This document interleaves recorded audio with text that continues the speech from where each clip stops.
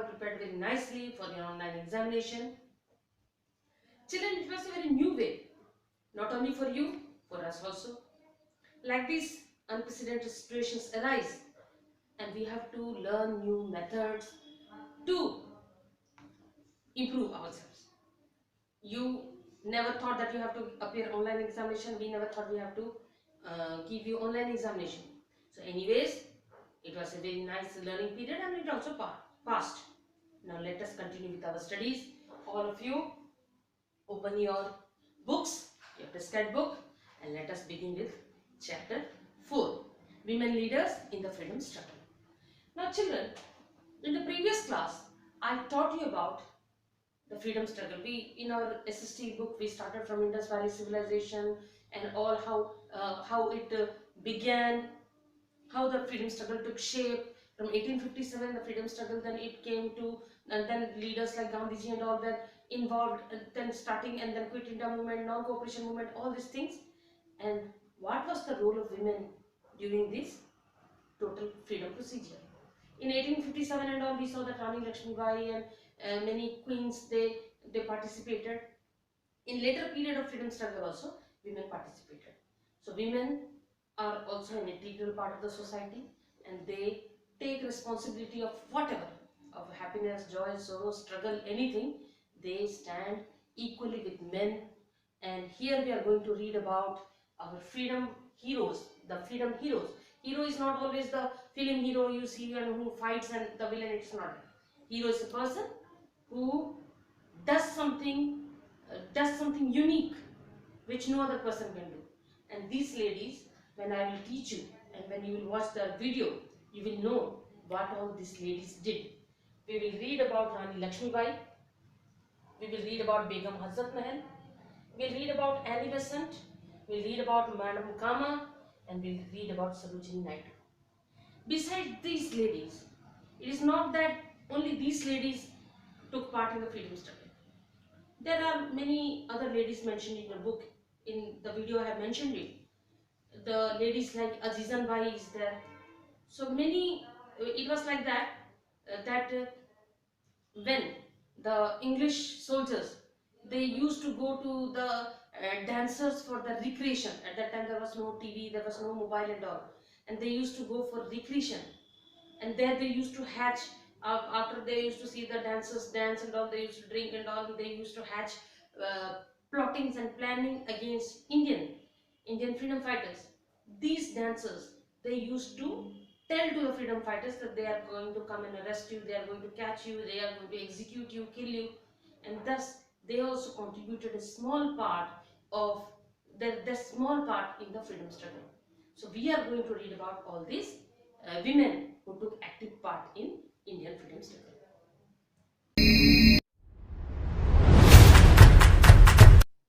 Children, let us begin with chapter 4, Women Leaders in the Freedom Struggle. We have learned about the men who contributed to the freedom struggle in chapter 3. The women were not far behind. Many women have done some truly incredible things during the freedom struggle. They have left their mark through the ages, and their accomplishments deserve a mention. A unique feature of the revolt of 1857 and the freedom struggle was that women from all classes and backgrounds participated in it.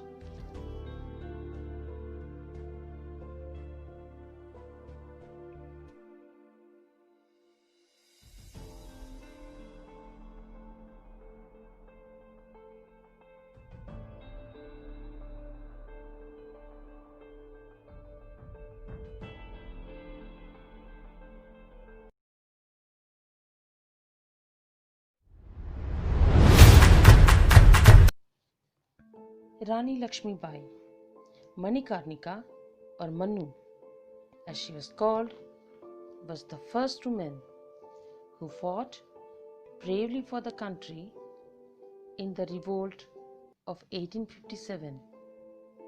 In 1842, after her marriage to Raja Gangadhar Rao, the Maharaj of Jhansi, her name was changed to Lakshmi Bai and she became the Rani of Jhansi. When the Maharaja died, Rani Lakshmi Bai was 18 years old, but she took up the responsibility of leading Jhansi with courage. Lord Dalhousie, the Governor General of India, wanted to expand the British Empire by annexing Jhansi under the cover of the doctrine of lapse. The British refused to accept the adopted son as the legal heir of late Maharaja Gangadhar Rao and Rani Lakshmi Bai.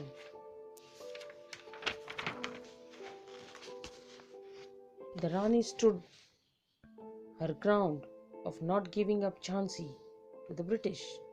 When the British attacked Jhansi in March 1858, she decided to fight for her state. A fierce battle was fought when the British army entered Jhansi.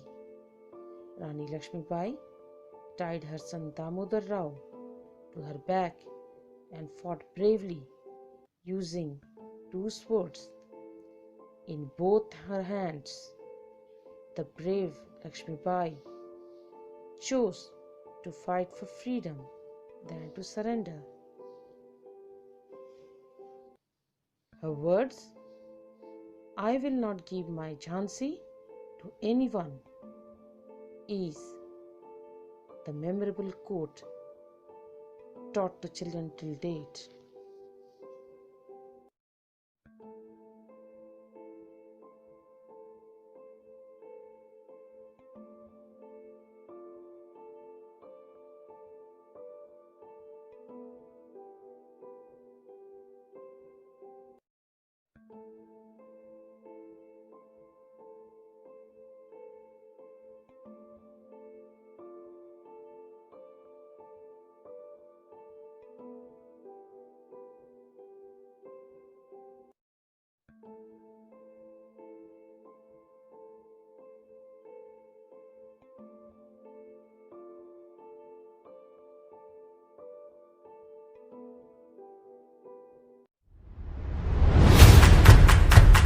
A women's unit in the Indian National Army was named the Rani of Jhansi Regiment, which was under Captain Lakshmi Sehgal. Rani Lakshmi Bai, she was the epitome of patriotism. I taught you about doctrine of lapse by Lord Dalhousie. Rani of Jhansi was a simple girl. She married to the king of Jhansi, and a boy was born out of the wedlock. After 4 months, the child died. She adopted a son, and then when she adopted the son, the English, they did not agree to make to they did not agree and they did not accept the child as queen's higher, that the person who is going to take over after the queen. So when the British did not accept and they told, no, we will now take over Jhansi, because as per doctrine of lapse, if a king or queen, they had no biological child, then the kingdom was to come direct under the English rule. So this is her Jhansi, her motherland. It is her decision. Who are these British to annex it? Who are these British to take it away?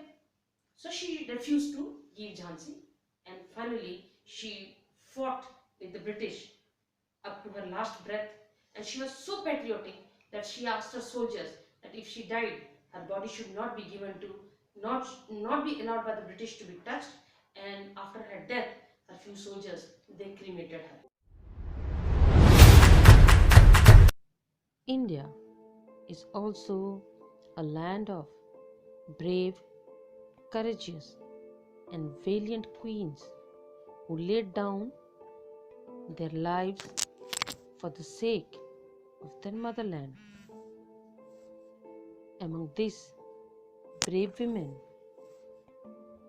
was Begum Hazrat Mahal, known as the Begum of Awadh, then known as Audh.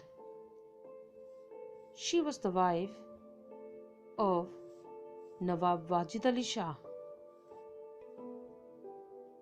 During the revolt of 1857, she defied the British East India Company after her husband was exiled to Calcutta. She took matters of the state of Awadh into her own hands and also took control of Lucknow. She arranged for her son, Prince Burgess Kadra, to become the ruler of Awadh. This was not acceptable to the British, and they made the prince give up the role soon after. The Begum is credited with ruling as regent for 10 months and for having the biggest army of rebel leaders that fought the British in 1857. She is also known as the Lakshmi Bai of Audh and had support from Nana Sahib, Tatya Tope, and other rulers. The zamindars, the peasants, willingly paid taxes to the Begum. Such was her appeal with the masses. She is one of the very few leaders who did not surrender to the British demand. As a tribute to her immeasurable contributions to the Indian independence, the Indian government brought out a stamp in May 1984 on Begum Hazrat Mahal.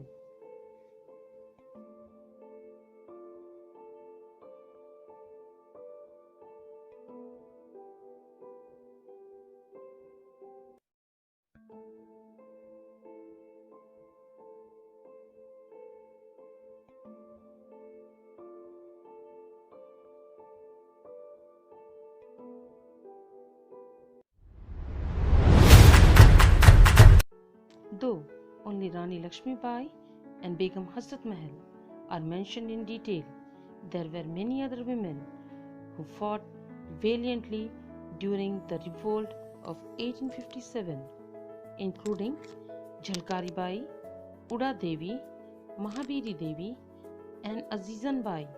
Next, we shall read about these women leaders after the first struggle of independence.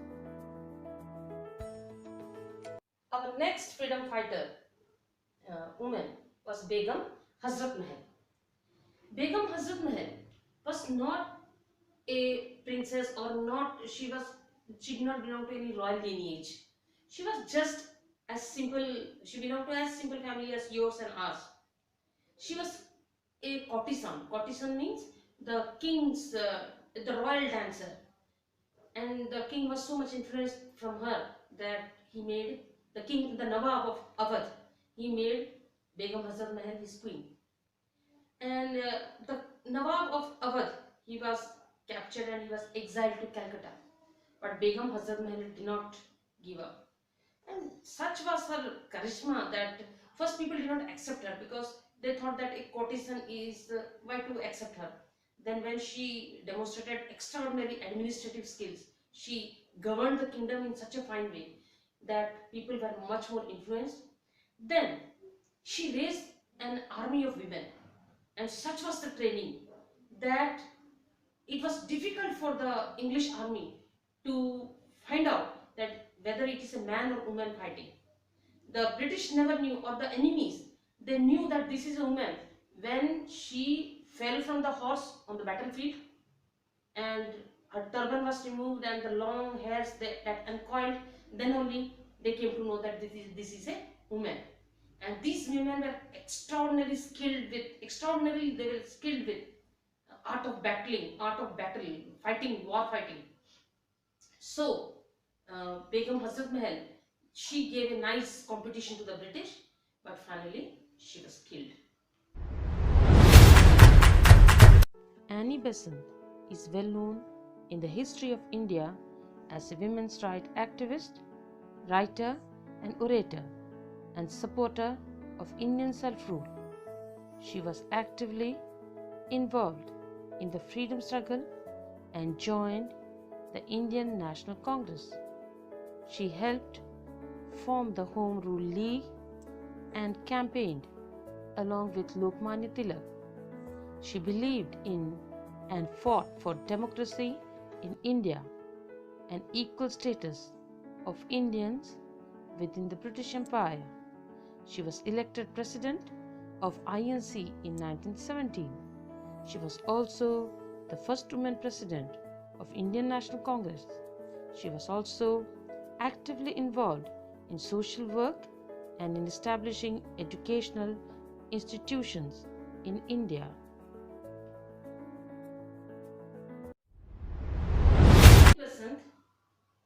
Our next prominent lady, women freedom fighter of Indian independence is she was born in London. She was not an Indian. But an amazing thing that India was occupied by the British, and being an English woman, how come she fought for the freedom of Indian people? She belonged to the education sector. She was very much keen in teaching and all. And because her married life was in disturbance, she reached, in the later part of her life, she reached to India. And there she got herself engaged in making aware the women and the people and the children of India, and she fought in the sense she struggled for the Indian freedom struggle. She set up, when she came from England, she came to Banaras and she settled there, and then she made a school. She established a school, Central Hindu School, and which later it has converted into a university. When she was there, it converted into university. And she worked with Lokmanya Tilak, she worked with Gandhiji, with Nehru and all, and she struggled and cooperated these leaders for the independence of India and for the welfare of Indians. Then in the later part, she was an active member of Indian National Congress, and later part she was because of the rising criticism with British and Indians and the tussle and all, she had to leave this freedom struggle, but she engrossed herself in educating and working for the welfare of the Indian masses. Madam Kama was a philanthropist, a political activist, an advocate for women's rights, and an active social worker. She belonged to the Parsi community. She was infected with plague during the epidemic that hit Mumbai in 1896. While providing aid to the others. While working as secretary to Dadabhai Nauroji, she came into contact with several patriots and fighters. On 22nd August 1907, she unfurled the Indian flag of Indian independence in Stuttgart, Germany, while attending the International Socialist Conference. She made people aware of the after effects of the famine and had hit the Indian subcontinent and raised her voice for human rights and equality in India. Madam Kama was an active freedom fighter who was later exiled in Europe until her death in 1935. Her famous words are "March forward, we are India, India is for Indians."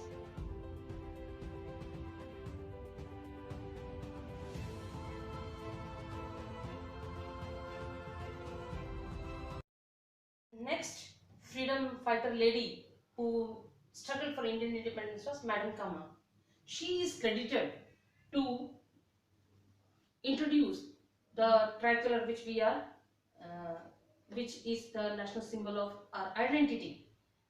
She, when she was the secretary of Dadabhai Nauroji, she was in London, basically in foreign countries. She was there. She was a Parsi lady. When she came, she was secretary of Dadabhai Nauroji. She came in contact with various patriots of Indian patriots, and she came to know that India is going through a phase of British dominion, and such are the atrocities, which are the difficulties which the British are creating for the Indians. Then she propagated and she advocated for the Indian independence in the level, in the foreign level. She was she was going on spreading that India is under British dominion and India need to be free. And she was so active in abroad that even 2 or 3 murder attempts were done on her. She was always uh, she was always tried to kill in England, and then she came to India, struggled a lot. Finally, due to her very aggressive freedom struggle, she was exiled and she went back to abroad, and she died very early. She could not even see that India became independent from the British, for which she struggled a lot. And thus, to give her a tribute, because she introduced our national flag, and many places in Delhi and all, many places are named after her. And there is a famous center, Bikaji Kama place in Delhi, which is very much a tribute for her freedom struggle. Sarojini Naidu was born in Hyderabad. Her father, Aghornath Chattopadhyay, founded and administered the Hyderabad College. She was a brilliant student throughout her academic career and could understand Urdu, Telugu, English, Bengali, and Persian. At the age of 12 years, young Sarojini was given a scholarship to study abroad when she taught the matriculation examination at Madras University. She joined King's College, England. At the age of 19 years, she met and married Govindarajulu Naidu, a doctor by profession. Sarojini Naidu is also known as the Nightingale of India. The great leader Gopal Krishna Gokhale asked Sarojini Naidu to use her poetry to rekindle the spirit of independence in the hearts of men and women. Sarojini Naidu contributed towards the freedom struggle by joining politics during the partition of Bengal in 1905. She travelled extensively and delivered lectures on social welfare, increasing awareness in women towards the freedom struggle, urging them to participate and arousing nationalism through her lectures. In 1916, after meeting Mahatma Gandhi, Sarojini Naidu dedicated herself fully to the fight for freedom. In 1917, she helped to launch the Women's Indian Association. She was also one of the many prominent leaders responsible for the framing of Indian Constitution. After independence, she became the first woman governor of the state of Uttar Pradesh. She was the second woman to become the president of Indian National Congress.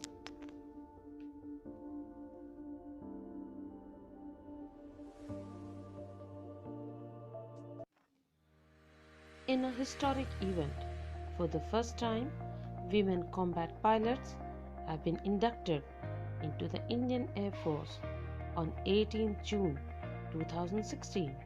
Avni Chaturvedi, Bhavna Kant, and Mohana Singh have created history by becoming the first female combat pilots of the Indian Air Force.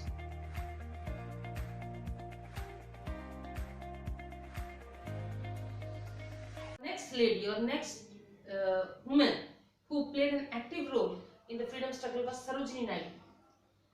She was a woman of words. Her basic education, because she came from a family, very illustrated family, those because her father himself had set up a college, Hyderabad College. So she had her education in London. She went, her education and her upbringing was in London, and she was in contact with various eminent personalities. Her writing skills was such, when she came back to India, she actively took part in the Indian freedom struggle, came in contact with Gandhiji, Nehru, Vallabhbhai Patel, Bal Gangadhar Tilak. She came in contact with them. She actively took part in satyagrahas, in non-cooperation movement, Quit India movement. She was, anytime you can see any picture of freedom struggle, you can see Sarojini Naidu's pic is along with Gandhiji or Nehru and all, you can see. She was a woman of words, I told you. She wrote many poetries, and collection of her poems was published, and for her poetries incited and they depicted the Indian uh, mentality, the Indian pain which was going through going during the period of British Dominion. And for her literary works, she is she is titled as the Nightingale of India. Her many famous poems are there, which you will read in standard 8, 9, 10. You are going to read in the higher classes. So Sarojini Naidu, she was the first woman governor of Uttar Pradesh, and she played a vital role in the freedom struggle of India.